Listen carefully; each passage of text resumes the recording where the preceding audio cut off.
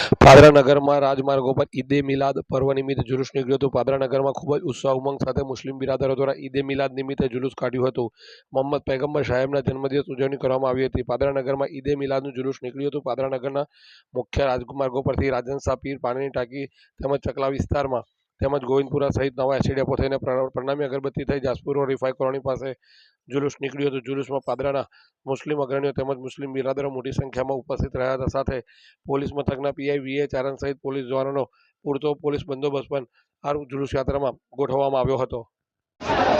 આજરોજ પાદરામાં હજરત મોહમ્મદ પૈગંબર સાહેબના જન્મદિવસ નિમિત્તે ઈદે મિલાદુન નબીનું ભવ્ય આયોજન કરવામાં આવેલું છે અને તેના ભાગરૂપે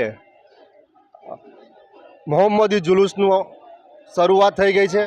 રાજનશાહ પીર દરગાહથી શરૂઆત કરી ત્યાંથી પાણીની ટાંકી થઈ ગોવિંદપુરા, ચકલા, પરનામી અગરબત્તી અને બધી સોસાયટીઓમાં થઈને આ જુલુસ કાઢવામાં આવશે અને આ જુલુસમાં તમામ સમાજના અને તમામ પાદરા શહેરના આગેવાનો ઉપસ્થિત રહેલા છે।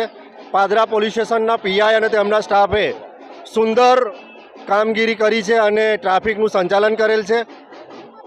આ ઈદે મિલાદ ઉપર હજરત મોહમ્મદ સાહેબનો જે પેગામ છે કે સમગ્ર દેશમાં અને સમગ્ર વિશ્વમાં ભાઈચારોના કાયમ રહે અને આપણો દેશ ઉત્તરોત્તર પ્રગતિ કરે અને સમૃદ્ધ બને તે દિશામાં આજરોજ અમારા દરેક મસ્જિદોમાં પ્રાર્થના પણ કરવામાં આવી છે।